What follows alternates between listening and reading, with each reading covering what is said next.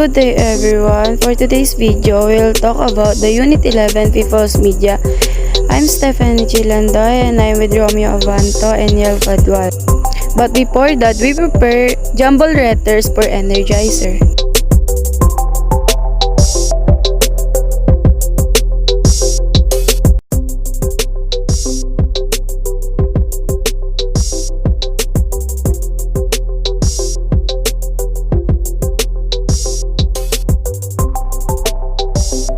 Lesson 1. The effects of media on society. The invention of media technologies as seen in our history has been both beneficial and detrimental to society. Definition of media effects. According to James Potter 2012, media effects are better understood, identified, and appreciated if you look at in a broader perspective since the influence of media has a wide range. So, yung media effects, it's an influence in a different aspect of life. So, the first instinct of the media effect is the negative things or the negative happens. Potter outlined the 8 issues that concern media effects. This can help us to further define this effect. So, first is timing. What is timing? This concerns the immediate versus the long-term existing exposure to the media format or message. The media exert immediate effects, but they also exert influence on people over the long term, when it takes a long time before we can see the evidences on effect. For example, if parents notice that their young children begin to wrestling aggressive when they watch Saturday morning cartoons, those parents are likely to see the connection between the TV shows and their children. So, next is duration. What is duration? Some media effects only occur for a short span of time, as some permanently or stay with us. Some effects that last a short time, then go away, while other effects are permanent. For example, Cindy may listen to the words of new song of Iwad and remembers those words to the sorrow of life. But she may not able to remember them an hour, so panandalian lang, parang makakalimutan. Third is balance. What is balance? This concerned with positivity and negativity of the effects of media. There are times when the particular effects can be either negative or positive depending on the context. The fourth is change. It is the implication that when we talk about the effects, we often connection to the idea of change. Change. It is the behavior or change in the attitude. If there's no change, some people argue that there's no effect.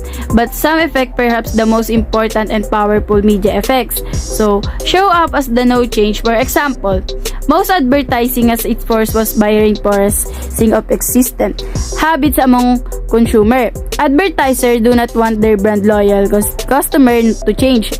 Instead, they want to reinforce existent buying behavior. If we ignore the reinforcement effect, where there's no change in behavior, so then we will have to narrow a perspective on media.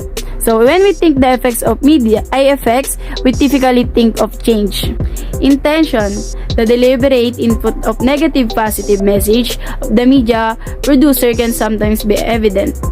Intention, when the media industry are criticized for negative effects, one of their defense strategies to point out and they did intend to create negative effects. For example, when the media are criticized for presenting so much violence in Hollywood movies, producer of the movies will say that they are merely trying to entertain people, not teach to them to behave violent. However, there are many effects of occur even throughout the product of these messages, as well as the consumer of those messages did not intend to occur. The level. This is the range of media effects in the micro and macro level. Level. Most of the research on media effects looks at the individual as the target of the effect. So, the research study that examine individuals' levels effect differ fundamental from the research study that examine macro level effects. So, these differences are not only in the methods needed to measure the effects but also in the types of question addresses in the types of conclusion presented. Direct and indirect. This is when media directly influence a self. Indirect media effects throughout the organization or institution that hinder or threaten. 8 is manifestation. So, some media message can be easily observed, like when a change in behavior happens after exposure to a particular media format. So the next topic is media influence functions. So there are 6 types of effects of media experience to individuals whose character and behavior is influenced with such exposure. So When an occurrence in any type of effects happens in a person, we can determine whether or not this was because of media. So in media influence, we can determine the behavior of the user or the people using social media. So let's see the type of effect of media influence function. So the first one is cognitive. The acquiring is memorize message element. The triggering is recall information, and the altering is change memory structure. The reinforcing is strength skills construction of pattern reinforce connection. The next one is belief. The acquiring is accept belief. So the triggering is recall belief. So the altering is change belief. So the reinforcing is strength generalization construct of a belief. So the next is attitudes. So in attitudes, the acquiring is accept attitude. So the triggering is recall attitude. The altering is change attitude. The reinforcing is strengthen evaluation construction of a new attitude reinforce attitudes. So the next is affective. And the acquiring is learn emotional information. So the triggering is recall emotion. The altering is change emotion sensitivity. So the reinforcing is strengthen emotional connection. So the next is psychology. So the altering is the acquiring is learn emotional mood change. The triggering is reinforce mood. The altering is automatic response. The reinforcing is reinforce reactions. So the last one is behavior.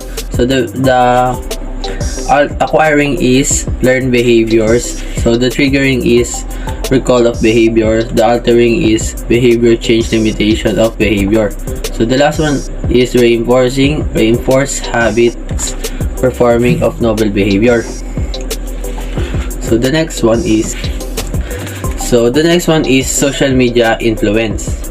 So in social media influence, with the rise of the new media and multimedia platforms, people are now able to assume the role of both media producer and consumer.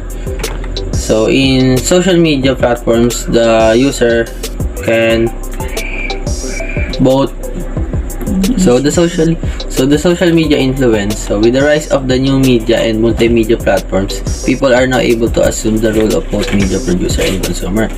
The intersection of traditional media to new media, such as evolution of single lens reflect or SLR cameras to the digital SLRs, also enable a faster instantaneous creation and sharing information.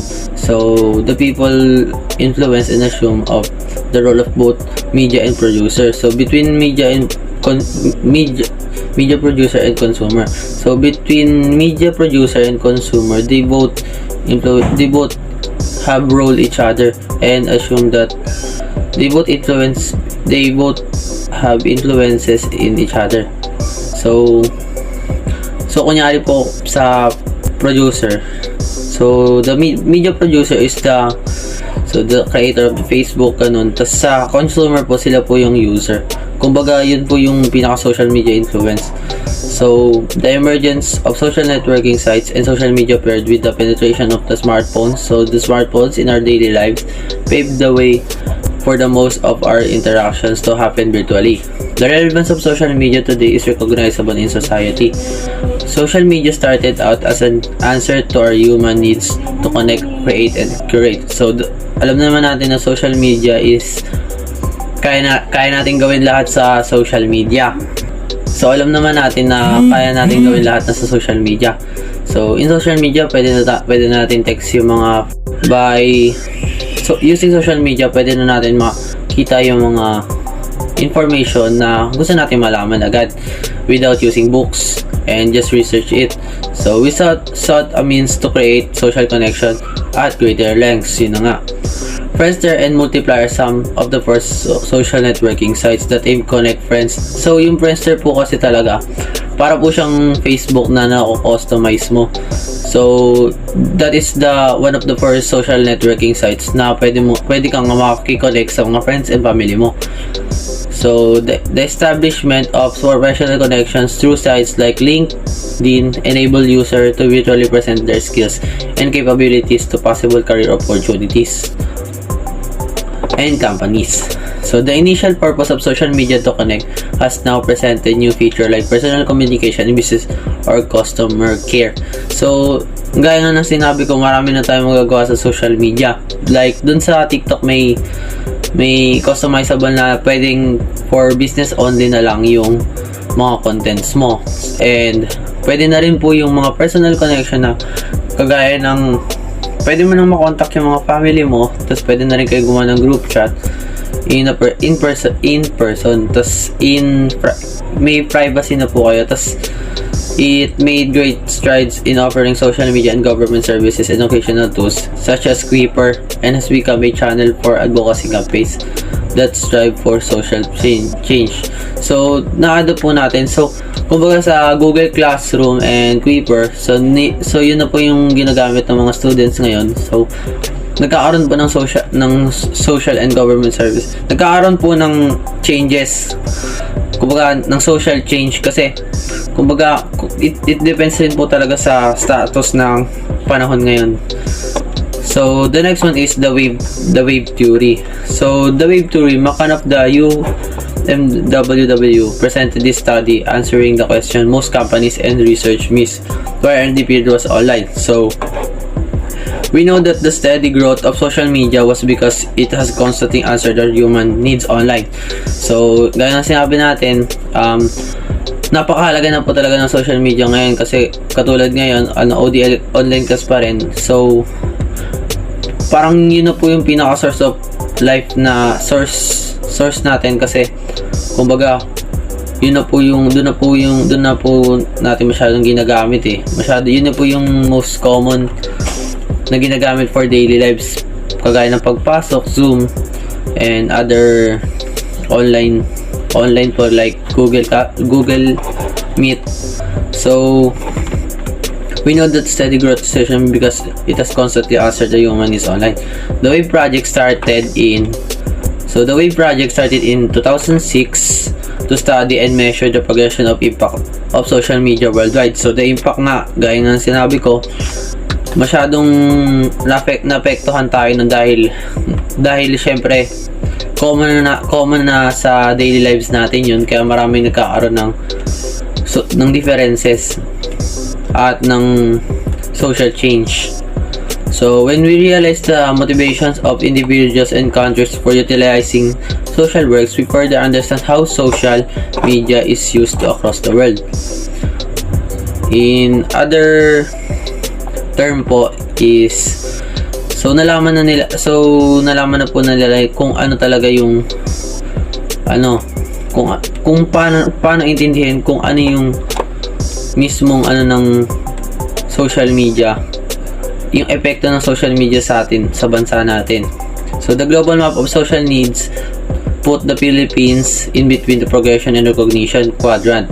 Majority of the Filipinos use social media to show their identities and personalities. Like, syempre, kumbaga, napaka-common ng social media dito sa Philippines. So other people use Facebook as to see their identity. And, syempre, for make them famous na rin po, ganun. And use this to succeed. Yun na nga, parang kumbaga napaka-common na ngayon, parang maganda pag famous ka, ganun. So napakahalaga po ng social media ngayon. So yun lang po. Good afternoon everyone, I'm Cheryl Padual and now I will discuss the dimensions of people in media. Media messages plays an important role in media effects and information dissemination in society. We can go deeper into analyzing these meanings if we understand the impact of the people behind these media agencies. People in media, individuals who are directly involved in the use, analysis, evaluation, and production of media and information are called people as media. Meanwhile, people in media are anyone who use media forms to share information. These media forms span from print, broadcast, and web media. So now we will talk about media modes of delivery. So si Tristan Lewis ay isang internet veteran na sumulat tungkol sa kung paano tayo as a society tumingin sa media. We often talk about modes of delivery as the center of the discussion, like on how or paano tayo mag-zoom in sa television, radio, magazine, or sa internet as a media. So with this point of view, yung media is parang more on paghahatid or pagbibigay ng information kesa sa kung ano yung nilalaman niya. So it seems like mas binibigyan natin ng importansya yung cover ng libro kaysa sa actual na kwento or yung nakalagay sa loob nito mismo. So next po is entertainment geared media organization. So the entertainment geared media organization is nakafocus sa mga stories and topics that are light, controversial, funny, and striking. So, this type opinionated is murang gawin or hindi na uubusan ng consumers. However, this format is often prone to sensationalism and other traffic-generating sketches. And yung sensationalism naman is way of presenting information is an overhype and sa bias na paraan. Ito yung madalas na ginagawa to blow up news, events, and mga information to gain more attention and screen. And yung next naman is information-based media organization. So the information-based media organization focus on actionable and valuable content. A specific information na nagsisilbi as a certain focus or purpose for organization or individuals. So, most of the content that are information-centered ay kadalasang walang interest sa mga general public, kaya karamihan sa mga news agencies ay madalas na naghahalo ng entertainment content para mas maka-attract lalo ng attention. So, next is funding. Purchase or subsidize. How is media financed? Although some media content is being subsidized by the government, there are some agencies that are funded by commercial sources. Advertising is the main source of profit for most media agencies. So, yung political parties and non-government organization ay nagbabayad sa mga ahensya ng media agencies to push their advocacy and to show particular viewpoints and philosophy sa public or sa publiko. Next is mass-generated or professionalized. This is how media content is generated. Traditionally, a pool of professional works together to handle the creation, production, and distribution of media content. This may take some time and maaring kumastos ng malaki. With the introduction of internet, the distribution cost lessened.